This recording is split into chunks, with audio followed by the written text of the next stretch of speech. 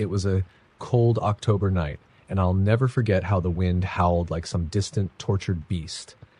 The house was eerily quiet, too quiet. My parents had gone out for the evening, leaving me alone for the first time in years. I was 18, old enough to fend for myself, but I wasn't prepared for what happened that night.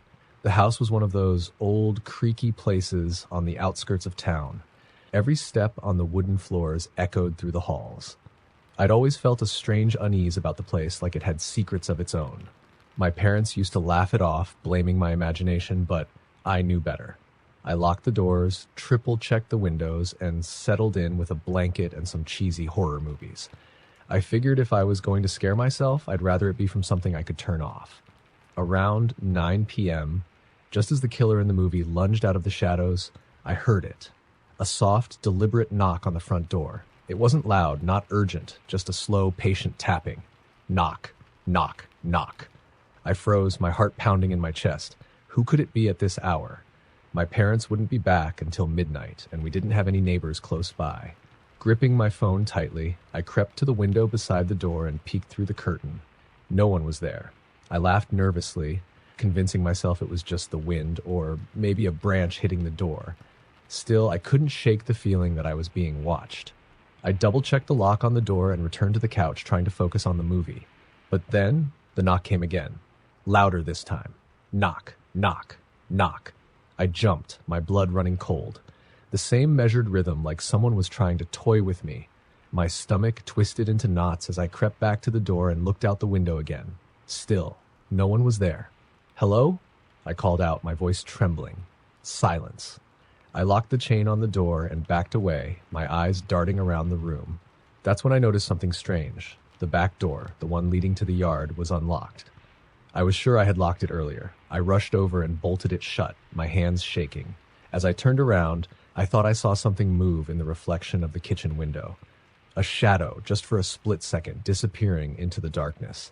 I told myself it was nothing, just my nerves playing tricks on me. But deep down, I knew better. I decided to call my parents. My mom picked up, and I tried to keep my voice calm, but she could tell I was scared. She told me to stay inside, keep everything locked, and wait for them to get home. "Don't answer the door for anyone," she said. I hung up and sat on the couch, clutching a kitchen knife for comfort. Minutes felt like hours. The house was so silent I could hear the hum of the refrigerator and the ticking of the clock. Then I heard something that made my skin crawl. Footsteps. Slow, deliberate footsteps coming from upstairs. I froze, the knife slipping from my hands and landing on the carpet with a dull thud. I stared up at the ceiling, my breath caught in my throat. The footsteps moved from one room to another, creaking the old floorboards with each step. I wasn't alone. Panic set in as I tried to think of what to do. The front door was locked, but the chain wouldn't hold if someone forced it. The back door was secured, but whoever was in the house had found another way in. I grabbed my phone and dialed 911, whispering to the operator that someone was inside my house. "Stay on the line," she said. "Officers are on their way." I clutched the phone to my ear, trying to stay calm as the footsteps grew louder, heading toward the top of the stairs. My heart raced as I realized they were coming down. Thump, thump, thump. Each step sounded heavier than the last. I could hear the floor groaning under the weight of whoever or whatever was coming. I pressed myself against the wall, clutching the knife again, my hands slick with sweat. The footsteps reached the bottom of the stairs and stopped. For a moment, everything was still. Then I heard breathing, slow, raspy breathing, just on the other side of the wall. I could feel it, cold and unnatural, like someone exhaling ice on my skin. "Who's there?" I screamed, my voice breaking. No answer. Just the breathing growing louder and more deliberate. My mind raced with horrifying thoughts. Was it a man? A killer? Something worse? Suddenly, the lights flickered and went out, plunging the house into darkness. I let out a scream, clutching the knife so tightly my knuckles ached. My phone's screen provided the only light, and I used it to guide me toward the front door. That's when I heard it, a voice, low, guttural, and inhuman, whispered my name. "Emily." It came from the darkness, so close I could almost feel the vibration of the words. My legs buckled, and I dropped my phone. The screen went dark, leaving me in pitch blackness. "Emily," it whispered again, this time from the kitchen. I stumbled toward the door, my fingers fumbling with the chain. My hands were shaking so badly I couldn't get it undone. The breathing was back, closer now, right behind me. I could feel the cold, oppressive presence looming over me, suffocating me. The front door burst open and light flooded the room. My parents stood there, panic etched across their faces. They found me huddled on the floor, clutching the knife and sobbing uncontrollably. The police arrived minutes later, searching the house from top to bottom. They found no signs of forced entry, no footprints, no indication that anyone had been there. But I knew what I heard, what I felt. For weeks after, I refused to stay home alone. My parents thought I was just traumatized, but I knew the truth. That house wasn't just old. It was something else, something evil. We moved out a year later, but sometimes when I'm alone at night, I still hear it. Knock, knock, knock, and the whisper, Emily. Story number 2. I didn't expect to spend the night alone in that house. My cousin Sarah had invited me over to watch her dog Max while she went out of town for the weekend. Her house was big and old, perched on the edge of a dense forest. She always joked that it had character, but to me, it just felt creepy. The first night was uneventful. Max was a quiet dog, keeping me company as I binge-watched a crime series. By the time the clock struck midnight, I was ready for bed. The house was cold, and every creak and groan of the woodwork seemed amplified in the silence. It wasn't until the second night that things started to feel off. Max had been restless all evening, pacing near the back door and growling at nothing. His behavior unnerved me, but I told myself he was just sensing wildlife outside. The forest was teeming with deer and raccoons. Still, the way his growls turned into low, guttural snarls made my skin crawl. Around 10 p.m., I locked all the doors, made sure the windows were secure, and tried to settle down in the living room. I noticed Max staring at a corner of the room, his ears perked up. There was nothing there, just shadows cast by the flickering fireplace. But he didn't stop. He growled, his gaze fixed as if something was staring back at him. Max? Cut it out, I whispered, but he wouldn't budge. Suddenly, there was a loud knock at the front door. Knock, knock, knock. I froze, staring at the door. Who would come here this late? Sarah's house was miles from the nearest neighbor. My phone was in my hand before I realized I was already dialing her number. Sarah, I whispered when she picked up. Someone's at the door. She was half asleep, but immediately alert. Don't answer it. Just check through the peephole. Heart racing, I crept to the door. Max followed, standing guard at my side. His growls were sharper now, teeth bared as if he could see something I couldn't. I hesitated, then looked through the peephole. No one was there. The porch light illuminated the empty front yard. The wind swayed the trees at the edge of the forest, but otherwise, nothing moved. My breath fogged the glass as I squinted harder, certain I had heard the knock. It's no one, I told Sarah, though I didn't believe my own words. Maybe it was the wind. Just stay inside, okay? Sarah said. Lock everything. I nodded and hung up, but I couldn't shake the unease that had settled in my chest. I double-checked the lock and returned to the couch, keeping the TV on for noise. An hour later, just as I was starting to relax, I heard it again. Knock, knock, knock. This time it was louder, more insistent. I jumped, my heart pounding in my chest. Max barked furiously, his body rigid as he stared at the door. I felt my throat tighten. Who was out there? Why wouldn't they just go away? Who's there? I called out, my voice trembling. Silence. I inched toward the door, my hands clammy. Through the peephole, the porch was still empty, but something caught my eye. A faint movement near the edge of the yard. A shadow darted between the trees, quick and fluid, like it was gliding more than running. I backed away from the door, my pulse racing. Max started barking at the back door now, spinning around as if something was outside. My stomach sank. There was no way someone could get to the back without me seeing them from the living room window. A low scratching sound came from the back door, like nails dragging across the wood. My breath hitched, and Max went wild, clawing at the door as if he wanted to attack whatever was on the other side. Stop it, I hissed, grabbing his collar to pull him back, but the sound continued. Slow, deliberate scratches, like whoever or whatever was out there wanted to be let in. I grabbed my phone and called Sarah again. She answered immediately. Sarah, something's wrong, I whispered. There's someone outside. What? Did you call the police? She asked, panic creeping into her voice. I'm about to, I said, just as the scratching stopped. The sudden silence was almost worse. Max growled low in his throat, his eyes fixed on the door. I was too scared to move. Then, from somewhere deep in the house, I heard a faint noise. Footsteps. They were soft, deliberate, and coming from upstairs. My blood ran cold. I hadn't been upstairs all night, and I knew for a fact no one else was supposed to be in the house. My fingers trembled as I dialed 911, whispering to the operator what was happening.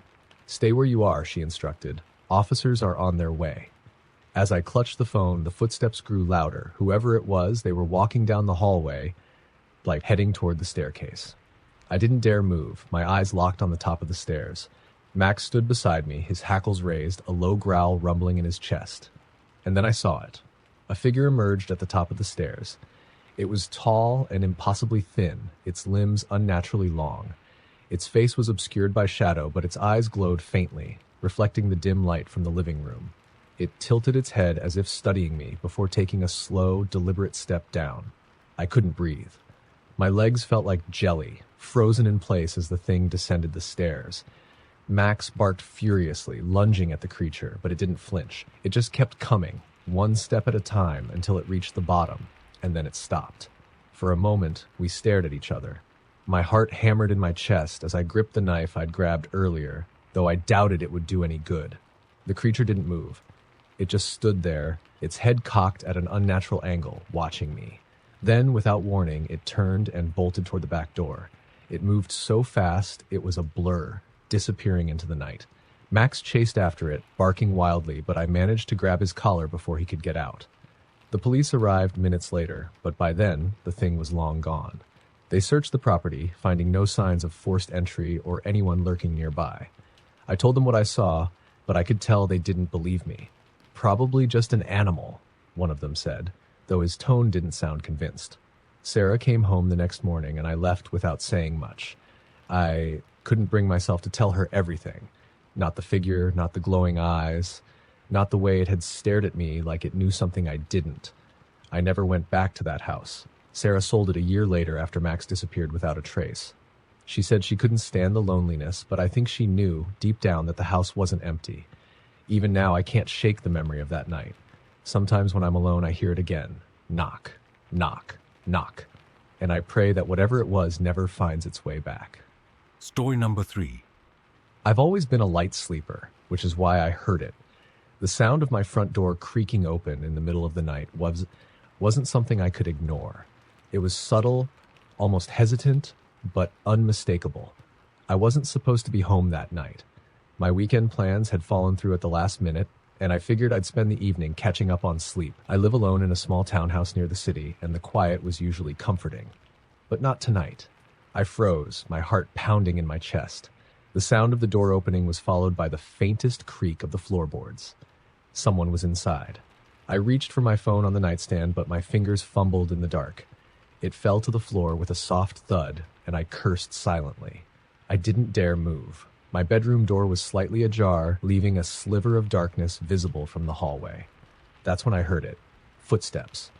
Slow and deliberate, they moved across the hardwood floor downstairs. The soft thud of each step echoed in the silence, sending chills down my spine. I reminded myself to breathe. I wasn't defenseless. There was a baseball bat under my bed. I'd bought it after a string of break-ins in the area a few months ago. Quietly, I leaned over the edge of the bed and reached for it, my hand trembling.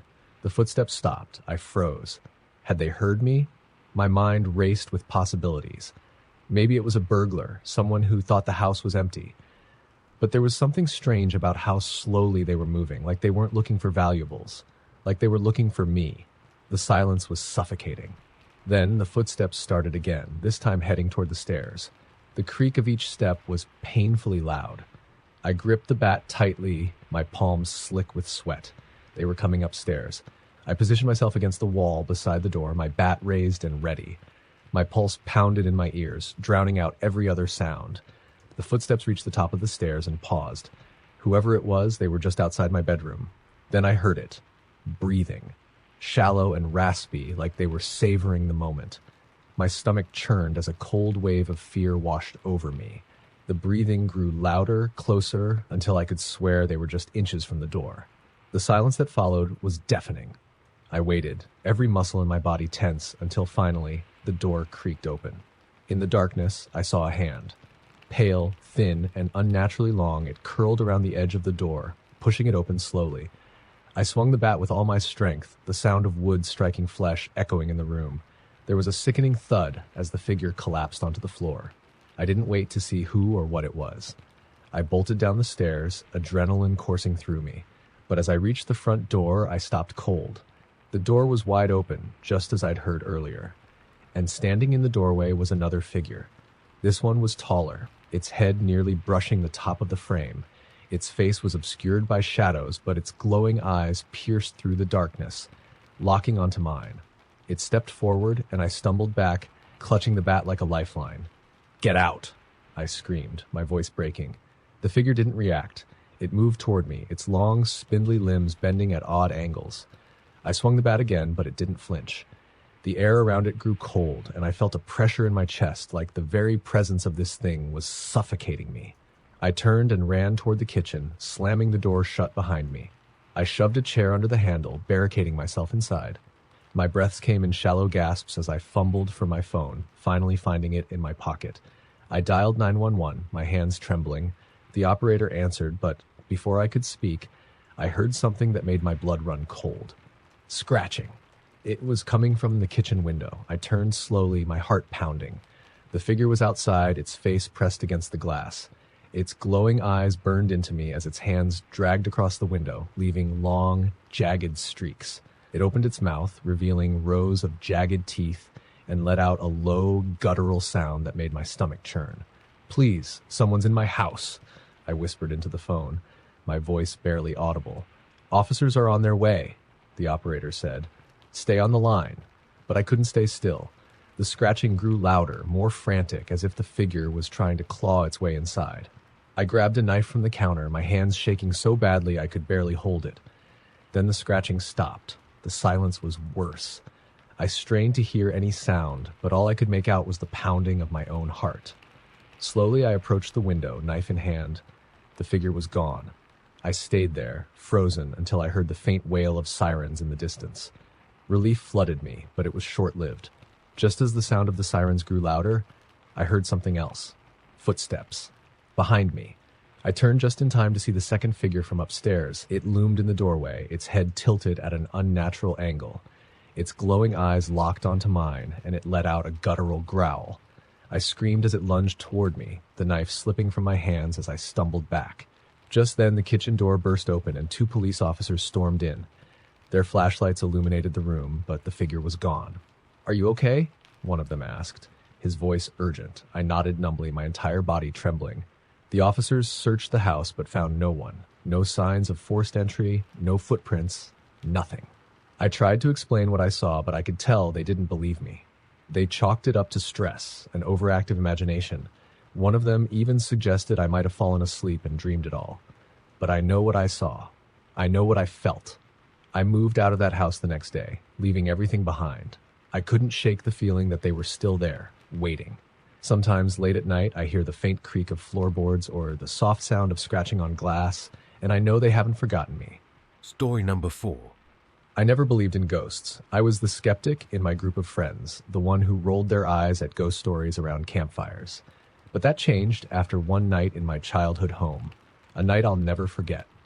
I had just moved back into my parents' old house after my divorce. The house had been empty for a couple of years since they retired and moved to Florida, but it still felt familiar. The creaky floorboards, the drafty windows, the faint smell of pine from the backyard, all of it felt like home. It was late October, and the nights had grown colder. I spent most evenings unpacking, trying to settle back in. On this particular night, I was sitting in the living room, flipping through an old photo album I'd found in one of the boxes. The pictures were from my childhood, birthday parties, Christmas mornings, lazy summer afternoons. It was comforting, a reminder of simpler times. Around 11 p.m., I decided to call it a night. The house was eerily quiet as I climbed the stairs to my old bedroom. The wind outside howled, rattling the windows. I told myself it was just the house settling, the way it always had. But as I reached the top of the stairs, I felt it. A subtle shift in the air, like the atmosphere had grown heavier. The hallway was darker than I remembered, the shadows seeming to stretch farther than they should. I shook off the unease and headed to my room, closing the door behind me. I had barely crawled under the covers when I heard it. A soft thud. It came from downstairs like something heavy had fallen. My stomach tightened. The house was locked. I was alone, or so I thought. I sat up, straining to hear over the pounding of my heart. For a few seconds, there was nothing. Then another sound, a faint shuffling like footsteps on the hardwood floor. I froze. It was coming from the living room. I grabbed my phone and turned on the flashlight. The narrow beam of light cut through the darkness as I crept toward the door. My hand trembled as I turned the knob, opening it just a crack. The hallway was empty, but the air felt colder now, prickling my skin. The footsteps grew louder, more deliberate. Whoever, or whatever it was, they were moving closer. My pulse raced as I tiptoed down the stairs, the flashlight trembling in my grip. When I reached the living room, it was empty. The curtains swayed slightly, though the windows were closed. I scanned the room, my breath fogging the beam of light. That's when I noticed the photo album. It was on the floor, pages splayed open. I had left it on the coffee table before going to bed, hadn't I? As I stepped closer, I saw that the photos had been rearranged. Pictures of me as a child had been moved to the front, while the others were pushed to the back. My chest tightened. This wasn't normal. I leaned down to pick up the album when the sound of creaking wood made me freeze. It came from the kitchen. The door leading to the basement was slightly ajar, swinging gently on its hinges. I hadn't opened it. Swallowing hard, I approached the door. The beam of my flashlight barely pierced the darkness beyond. The basement had always scared me as a kid. It was unfinished, damp, and filled with cobwebs. But now, standing at the top of the stairs, it felt like something was staring back at me from the shadows. "Hello?" I called, my voice shaking. It sounded ridiculous, but I needed to break the silence. Nothing. Just the faint sound of wind outside. I gripped the railing as I descended, each step creaking beneath my weight. The air grew colder the farther down I went, the smell of mildew thick in my nose. The flashlight flickered, and I cursed under my breath. Not now. When I reached the bottom, I scanned the room. Boxes were stacked along the walls, covered in years of dust. The furnace hummed softly in the corner. Everything looked normal, until I saw the footprints. They were faint but visible, etched into the thin layer of dust on the floor. They led from the bottom of the stairs to the far corner of the basement, where an old wardrobe stood. I didn't remember the wardrobe. My parents must have left it there before they moved. My feet felt like lead as I approached it. The flashlight flickered again, the light dimming. The air around the wardrobe felt colder, like it was radiating an unnatural chill. My hand shook as I reached for the handle. Before I could touch it, a loud bang echoed behind me. I spun around, the flashlight beam darting wildly. The basement door at the top of the stairs had slammed shut. My heart raced as I backed toward the wardrobe, the weight of the silence pressing down on me. And then I heard it, breathing. It was slow and raspy, coming from inside the wardrobe. My knees nearly buckled as I stared at the door, which now seemed to loom larger than it had moments before. I couldn't move, I couldn't scream. I could only watch as the wardrobe door creaked open, inch by agonizing inch. The flashlight died. For a moment, I was plunged into complete darkness. The sound of breathing grew louder, closer. I fumbled with my phone, trying to turn the flashlight back on. When the light flickered to life, it illuminated the wardrobe. It was empty, but the breathing didn't stop. It was behind me now. I turned slowly, the light shaking as I raised it. The figure standing before me was tall and gaunt, its skin pale and stretched tightly over its bones. Its eyes were hollow, dark voids that seemed to suck in the light. It opened its mouth, and a low, guttural sound escaped, a sound that froze me to my core. I dropped the flashlight and ran, blindly clawing my way up the stairs. The door at the top wouldn't budge. I pounded on it, screaming for help, but it was like the house had swallowed my cries. Behind me, the sound of footsteps grew louder, faster. It was coming for me. In a last, desperate effort, I threw myself against the door. It burst open, and I stumbled into the hallway, slamming it shut behind me. The house was silent again, but I didn't dare stop. I grabbed my car keys and ran out into the night, leaving everything behind. I never went back to that house. My parents didn't understand when I told them I couldn't stay there. I didn't care. All I knew was that something was waiting in that basement, something that shouldn't have been there. Sometimes when I'm lying awake at night, I hear it again, the breathing. Story number 5. I'd always loved old houses, their creaking floorboards and vintage charm. So when I found a century-old Victorian for rent at a shockingly low price, I jumped at the chance to live there. It was nestled on the edge of a small, quiet town, its towering gables and wraparound porch partially hidden by overgrown trees. To me, it was perfect. The first few nights passed without incident. I spent my evenings unpacking boxes, sanding old furniture, and admiring the intricate woodwork of the banisters. The house had a personality, a soul. But as the days wore on, I began to notice strange things. It started small. A window that I swore I'd closed would be open in the morning, or lights I had turned off would flicker back on. I chalked it up to faulty wiring and the quirks of an aging house. But then came the footsteps. Late one night, as I was lying in bed reading, I heard them. Soft, deliberate steps crossing the floor above me. My heart skipped a beat. The second floor was empty and I was alone. The steps were slow, as if someone was pacing back and forth. I set the book down and strained to listen. The steps stopped. The silence that followed was heavy, almost oppressive. I told myself it was just the house settling, but deep down I knew better. That night I slept with the lights on. The next morning, I explored the second floor, looking for any explanation. The wooden floorboards showed no signs of wear, no scuff marks or dirt that could indicate someone had been there. Still, the unease lingered. A week later, the footsteps returned, but this time, they were closer. I was in the kitchen when I heard them above me, crossing the upstairs hallway. My chest tightened as I listened. The steps paused directly above where I stood, as if whoever or whatever was up there knew exactly where I was. "Hello?" I called, my voice trembling. The sound echoed through the empty house. No response. I grabbed a flashlight and cautiously climbed the stairs, each step creaking beneath my weight. When I reached the top, the hallway was empty. The doors to the bedrooms were closed, just as I had left them. I checked every room, my pulse racing, but found nothing out of place. It wasn't until I reached the last door, the attic, that I hesitated. The attic door was a pull-down hatch in the ceiling, with a rickety old ladder that unfolded. I hadn't gone up there since moving in. Something about it felt wrong. The footsteps couldn't have come from the attic. I was sure of that. But as I stood there, staring up at the hatch, I felt an overwhelming sense of dread. It was as if the house itself was warning me not to go any farther. I backed away and returned downstairs, telling myself it was all in my head. That night, I woke to the sound of whispering. It was faint, like a breeze rustling through the trees, but it was unmistakable. It wasn't coming from outside. It was inside the house. I sat up in bed, my heart pounding. The sound grew louder, more distinct. It wasn't just whispering, it was voices. Low and guttural, they spoke in a language I couldn't understand. I grabbed my phone and turned on the flashlight, scanning the room. Nothing. But the voices continued, now seeming to move through the house. They grew louder as they approached my bedroom door. The knob rattled. I froze, clutching the flashlight like a weapon. My mind screamed for me to run, but my body wouldn't move. The door creaked open an inch, then stopped. The voices fell silent. For what felt like an eternity, I sat there, staring at the door. Then, with agonizing slowness, it creaked open all the way. The hallway beyond was pitch black. I couldn't see anything, but I could feel it. Something was there, watching me. I grabbed my phone and called the only person I could think of, my friend Sarah. She answered groggily, and I tried to explain what was happening, but my words came out in a panicked jumble. "I'm coming over," she said. "Don't hang up." Hearing her voice calmed me, but as I sat there waiting, the feeling of being watched didn't go away.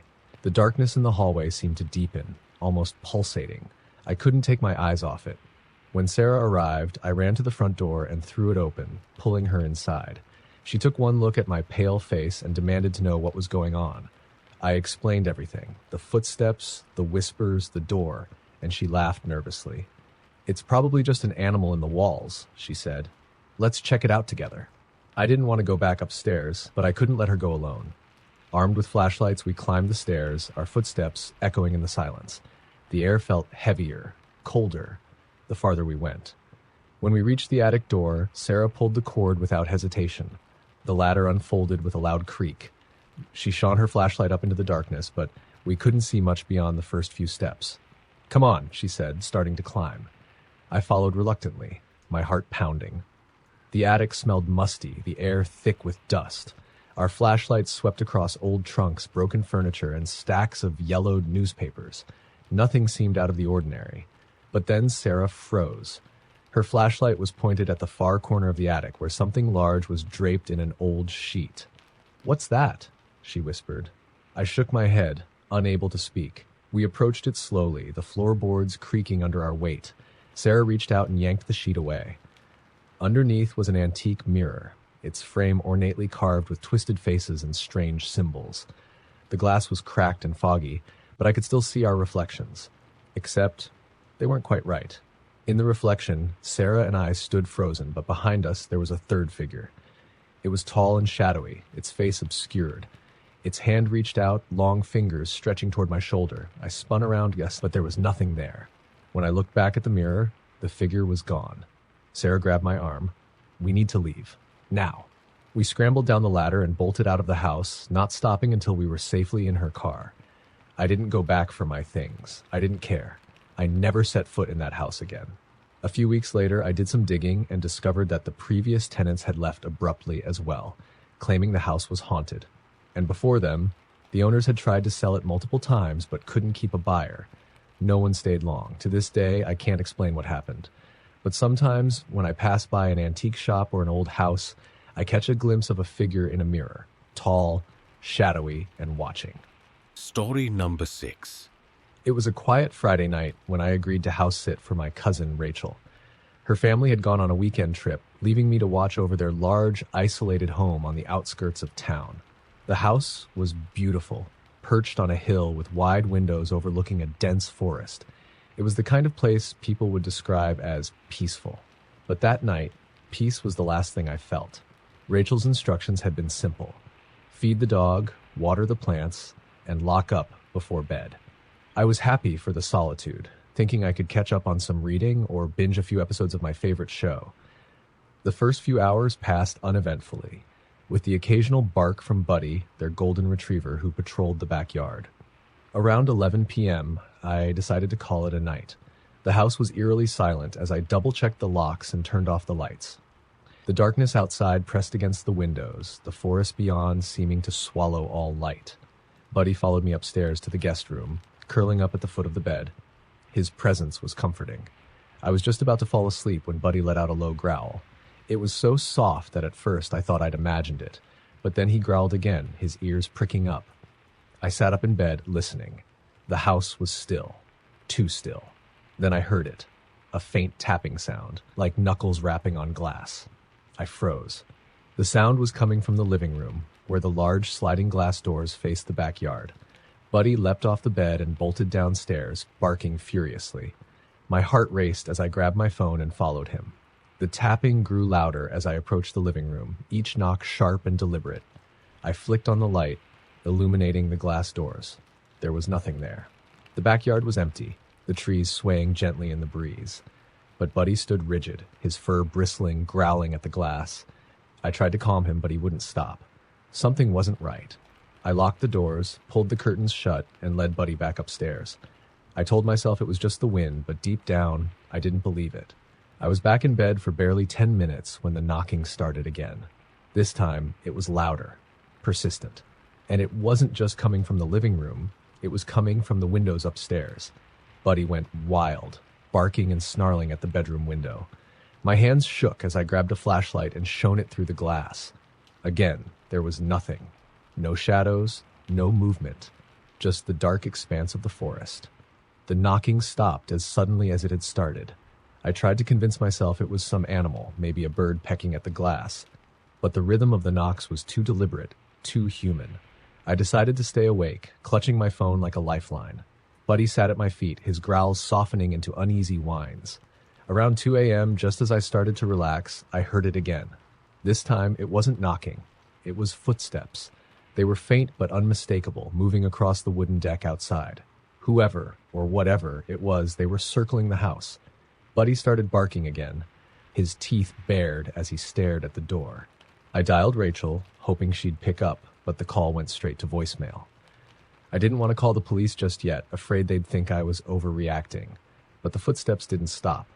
They moved to the side of the house, then to the back, where the sliding doors were. Then, the doorknob rattled. My breath caught in my throat. Someone was trying to get in. I grabbed a kitchen knife from the counter and crept toward the living room, my heart hammering in my chest.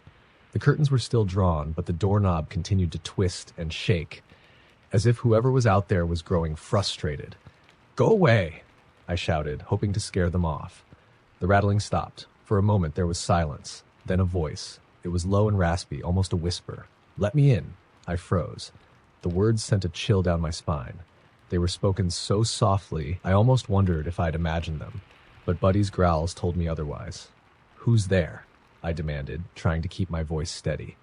The voice came again, more insistent. "Let me in." I yanked the curtains open, shining the flashlight onto the deck. There was no one there. The backyard was empty, the trees swaying innocently in the wind. But the voice didn't stop. "Let me in." It was coming from inside the house. I spun around, my flashlight darting across the room. My chest tightened as I realized the voice was no longer a whisper. It was a growl, deep and guttural. It echoed through the house, coming from every direction. Buddy barked frantically, his tail tucked between his legs. I backed into a corner, clutching the knife. "Get out!" I screamed. "Leave me alone." The growling stopped. The silence that followed was deafening. Then the lights went out. I was plunged into darkness, my only source of light the faint beam of my flashlight.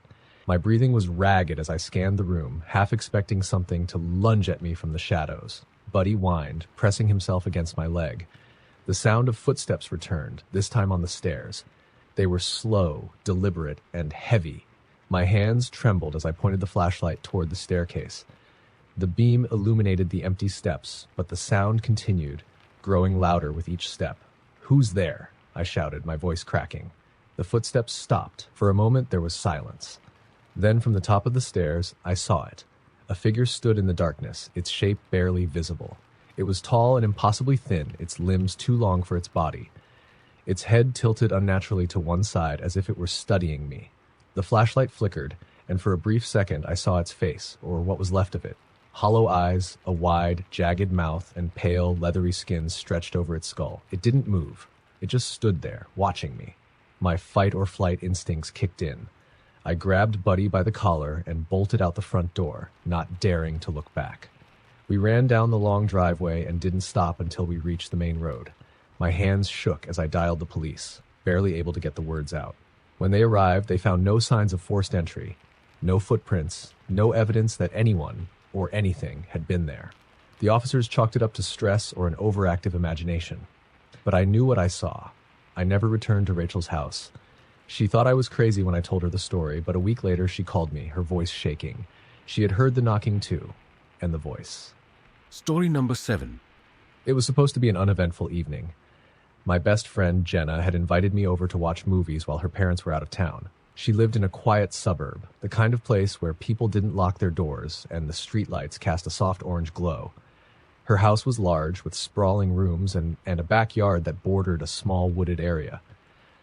I got there just after sunset, a pizza in one hand and a 6-pack of soda in the other. Jenna greeted me with her usual enthusiasm, and we settled into the living room to binge on cheesy horror flicks. It was the perfect way to spend a Friday night. About an hour into our third movie, we heard the first noise. It was faint, almost imperceptible, like the sound of something tapping against glass. Jenna paused the movie and looked at me. "Did you hear that?" I nodded. "Probably just a branch hitting the window." She shrugged and pressed play, but the tapping continued. It was steady, rhythmic, and unmistakably deliberate. Jenna muted the TV, and we both listened. The sound was coming from the kitchen. "Maybe it's the wind," I said, trying to convince myself as much as her. Jenna rolled her eyes. "It's not windy." We got up and walked into the kitchen, where a large sliding glass door led to the backyard. The curtains were drawn, but the tapping persisted, sharper now. Jenna hesitated before pulling the curtain aside. There was nothing there. The backyard was empty, the trees still. We stared out into the darkness for a moment, then closed the curtain and locked the door, just in case. Jenna laughed nervously. "Creepy timing for a horror movie marathon, huh?" I forced a laugh, but my unease lingered. We returned to the living room, but the mood had shifted. The laughter and jokes faded, the state replaced by a tense silence. About 20 minutes later, the tapping started again. This time, it was louder and coming from the front of the house. Jenna grabbed her phone. "I'm calling my parents." She dialed and waited, but the call went straight to voicemail. "Great," she muttered. "They're probably out somewhere with no signal." The tapping grew more insistent. We crept toward the front door, our hearts pounding. Jenna peeked through the peephole, but her face went pale. "What?" I whispered. "What do you see?" She didn't answer, just stepped back and motioned for me to look. I pressed my eye to the peephole, my breath catching in my throat. A man stood on the porch. He was tall and thin, dressed in a tattered black coat. His face was obscured by shadows, but I could see his hands, long, pale fingers tapping against the glass of the storm door. He wasn't knocking, just tapping, as if testing the door's strength. "We should call the police," I whispered. Jenna nodded and grabbed her phone, but before she could dial, the tapping stopped. We both froze, listening. The man didn't move. He just stood there, perfectly still, staring at the door. Then he smiled. I'll never forget that smile. It was wide and unnatural, stretching far beyond what a human mouth should be capable of. My stomach churned, and I stumbled back, pulling Jenna with me. "He's still there," I whispered. "What does he want?" Jenna asked, her voice trembling. As if in response, the man stepped closer to the door, his smile growing wider. He pressed his face against the glass, and for the first time, I saw his eyes. They were black, empty voids that seemed to swallow the light. I felt like I was drowning just looking at them. Jenna grabbed my arm. "We need to get out of here." We ran upstairs, locking ourselves in her bedroom. Jenna called the police, her voice shaking as she explained the situation. They promised to send someone, but it would take at least 20 minutes. 20 minutes? Jenna hissed. "Are you kidding me?" We turned off the lights and sat in the dark, straining to hear any sound. For a while, there was nothing. The house was deathly silent. Then we heard footsteps. They were slow, deliberate, and unmistakably coming from inside the house. My blood ran cold. "Did you lock the back door?" I whispered. Jenna's eyes widened. "I thought you did." The footsteps grew louder, moving through the downstairs hallway. Buddy, her golden retriever, started barking from the laundry room where he had been sleeping. His barking turned to frantic yelps, then stopped abruptly. "Buddy?" Jenna whispered, tears streaming down her face. We sat frozen, listening as the footsteps climbed the stairs. They were heavy, each step creaking under the weight. I clutched Jenna's hand, my nails digging into her skin.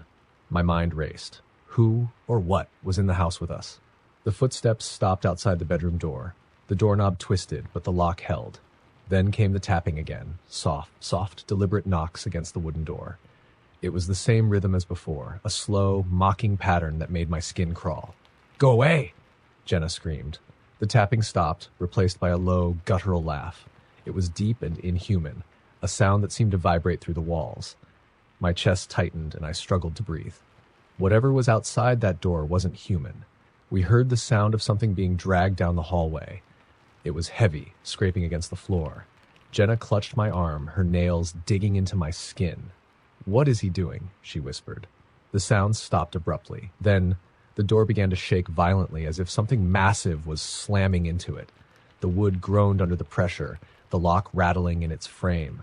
I grabbed a lamp and held it like a weapon. "If he gets in, we fight," I whispered, my voice trembling. Jenna nodded, tears streaming down her face. Suddenly, the noise stopped. The house fell silent once more. We waited, hearts pounding, but there was nothing. No footsteps, no tapping, no laughter, just silence. After what felt like an eternity, we heard the sound of sirens in the distance. Relief flooded through me. Help was finally here. When the police arrived, we ran downstairs to meet them. The officers searched the house and the surrounding area, but found no sign of the man. There were no footprints, no broken locks, nothing to suggest anyone had been there. But Buddy was gone. We spent the rest of the night at my house, too terrified to return to Jenna's. She moved out of that house a few months later, unable to shake the memory of that night. To this day, we don't know who or what was outside that door. But sometimes, when I'm alone at night, I hear it again. The tapping. Story number 8. The summer I turned 19, I took a house-sitting job for a family friend named Mrs. Whitaker. She owned a sprawling Victorian house on the edge of town, surrounded by dense woods. She was going to visit her sister for 2 weeks and needed someone to watch over her place and feed her 3 cats. The pay was good and the house was beautiful, so I jumped at the chance. The first few days were uneventful. Sad, the house was creaky, as old houses often are, but I didn't mind. During the day, sunlight poured through the large windows and the house felt warm and inviting. But at night, it was a different story. Shadows seemed to stretch and shift in ways that didn't feel natural, and the silence of the surrounding woods pressed in on me. I chalked it up to my imagination and stayed glued to my phone or the TV to keep myself distracted. On the 4th night, something strange happened. I was in the kitchen preparing dinner when I heard a noise upstairs. It sounded like footsteps, soft but deliberate. My first thought was that one of the cats had knocked something over, but when I called out to them, they didn't respond. Grabbing a flashlight, I ventured upstairs. The hallway was dark, the only light coming from the moon through the window at the far end. I checked each room but found nothing out of the ordinary. The cats were all curled up in Mrs. Hyde Whittaker's bedroom, fast asleep. I told myself I'd imagine the noise and went back downstairs. But that night, as I lay in bed scrolling through my phone, I heard it again, the unmistakable sound of footsteps. This time, they were louder and moving across the floor above me. I froze, listening intently as the sound grew closer, then stopped directly above my room. I tried to rationalize it. Old houses made noise. Wood expanded and contracted, but deep down, I knew this wasn't that. I didn't sleep much that night. The next day, I decided to stay out of the house as much as possible. I ran errands, visited friends, and didn't return until it was nearly dark. When I walked through the front door, the air inside felt heavier, colder, as if the house itself was holding its breath. The cats greeted me at the door, their tails puffed up, their eyes wide. Something had unsettled them. I turned on every light in the house, hoping to banish the creeping unease. But as I made my way through the rooms, I noticed something strange. All the doors upstairs were open. I was certain I'd closed them the night before. My pulse quickened as I closed them again, one by one, telling myself there had to be a logical explanation. That night, the noises started earlier. The footsteps, the faint creaking of the floorboards. I tried to ignore it, but then I heard something new, a faint humming. It was soft, almost melodic, and it sent a shiver down my spine. It sounded like a woman, humming an old lullaby. Terrified, I locked myself in my room, clutching my phone as I debated whether to call the police. But what would I say? That I heard noises in an old house? I didn't want to seem paranoid, so I stayed put, trying to convince myself it was all in my head. Around 2 a.m., I woke to the sound of my door handle rattling. My heart stopped. Someone, or something, was trying to get in. I held my breath, staring at the door as the handle turned back and forth. Then it stopped. The silence that followed was deafening. I reached for my phone, but before I could dial, the humming started again. This time, it was right outside my door. I couldn't take it anymore. Grabbing the flashlight, I flung the door open, determined to confront whoever was there. The hallway was empty. The humming had stopped, but the air felt charged, heavy with something I couldn't explain. I backed into my room and locked the door, my hands shaking. I didn't sleep for the rest of the night. The next morning, I called Mrs. Whittaker. I tried to sound casual, but she must have sensed the tension in my voice. "Has anything strange ever happened in the house?" I asked. She hesitated before answering. "What do you mean, dear?" "I don't know. Noises, maybe? Footsteps? Humming?" There was a long pause. "I suppose I should have mentioned it," she said finally. "The house has history. My late husband used to say he felt someone watching him, especially upstairs. But I've never seen or heard anything myself. You're probably just imagining things." Her words offered no comfort. I wanted to quit, to leave and never come back, but I didn't want to let her down. I decided to stick it out, but I set rules for myself. I wouldn't stay in the house after dark, and I'd sleep with the lights on. That night, I stayed out as late as I could. When I finally returned, I found the house dark and silent. The lights I'd left on were off, and the front door was slightly ajar. My stomach dropped. I considered leaving, but my curiosity got the better of me. I stepped inside, calling out, "Hello, is anyone here?" The only response was the faint creak of the floorboards above me. Summoning all my courage, I crept upstairs. The hallway was pitch black, but as I reached the top of the stairs, I saw it, a figure standing at the end of the hall. It was a woman. Her face was pale and gaunt, her eyes hollow. She wore a tattered nightgown, and her hair hung in matted strands around her face. She stood perfectly still, staring at me with an intensity that made my skin crawl. Then she started humming. I stumbled back, nearly falling down the stairs. When I looked up again, she was gone. I didn't wait to see what would happen next. I grabbed my keys and ran out of the house, not stopping until I was in my car, speeding away. I called Mrs. Whittaker and told her I couldn't do it anymore. She was understanding, though I could hear the worry in her voice. I never went back to that house. Mrs. Whittaker later told me that one of the previous owners had died there, a woman who was said to have gone mad after losing her child. Sometimes when I'm alone at night, I think I hear her humming, and I wonder if she's still looking for her child.